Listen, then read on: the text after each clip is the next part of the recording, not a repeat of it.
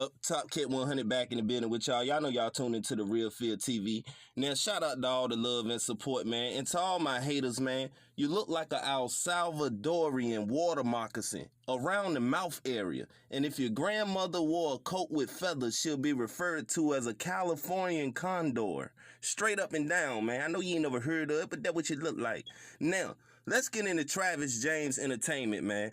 And let's speak a little bit about this situation with him and Funny Mike and everything. And we're going to talk a little bit about Funny Mike.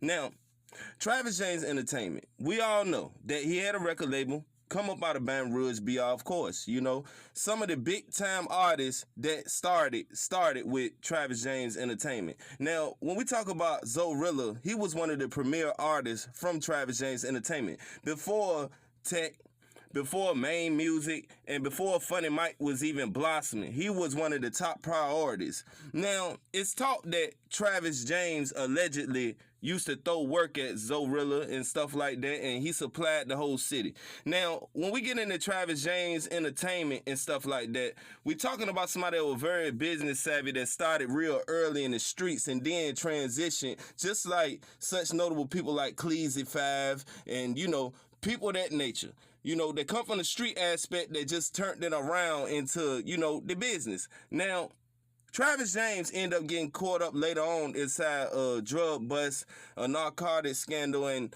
basically 41 people were connected to it, and they got 80 charges pending, you know. So with that being said, I guess it's safe to say that since he was supplying the whole Mississippi, Texas area and Baton Rouge almost with, you know, narcotics and things like that, it's safe to say that he definitely was handing out work. So with that being said, like I say, Zorilla, RIP to him, you know, and Zorilla really put Travis James up on the forefront for me when I first found out about Travis James, because a lot of people don't talk about how Travis James gave Funny Mike his first shot, and through that you had notable people and respected people like Clutch Williams to come out of that, you know. The dude that impersonate Kevin Gates that do a good job at that, man. I can't tell whether it's him or Gates, but Clutch really doing this thing out of BR. And y'all need to go check out his music, because he really a real rapper that can really rap. But with that being said, I'm just speaking on all of the good things that came out of Travis James putting somebody on. Because without that, Funny Mike ended up getting opportunities, and now you see he up on Wild and Out. You know what I'm saying? So to come from Travis James Entertainment and to still be keeping the name alive and stuff like that, it's still going on. It's just right now, you know, he got caught up and stuff like that. A lot of people don't understand that Travis James gave out a lot of shots. So it's good to go ahead and get that man his flowers while he doing this thing, because you had Fee, you had a lot of people from out of the Louisiana area that gave out shots. A lot of people didn't give out no shots. So when we talk about Travis James Entertainment, you know, when we talk about the 41 people that got busted with him, you know, and you got to think about all of the chances that he gave out when you talk about the Baton Rouge music scene. And I don't hear nobody screaming free, you know, Travis James. Now, I don't know if he currently out, you know, correct me if he is, but from what I know, the man's still locked up.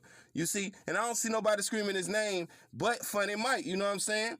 He throw a shout out every now and then, he throw him out there, and he keep his name alive, because it's only right to do the loyalty thing as far as him getting you a shot. So everybody want to know about Travis James Entertainment. That's what happened to him. You know, Say Cheese ended up reporting on it and stuff like that due to you know, all of the involuntary things that was being said about Travis James Entertainment surrounding the case anyway. So Say Cheese ended up getting that straight, but at the same time, that's what really happened. The man got caught up, you know what I mean, you know, hustling at the weight. Now, this is just a mindful thing.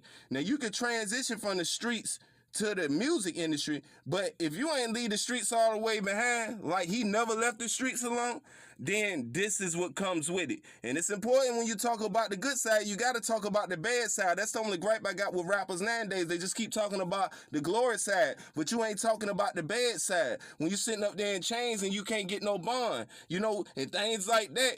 You know what I mean? When people slapping you in the back of the neck, taking your tray, they ain't never take my tray, but they gonna take your tray. You see what I'm saying? So with that being said, you don't want to be in that position. So with that being said, what y'all think about this, man? You know what I mean? I'm out with y'all, man. Shout out to everybody, man. I'm gone.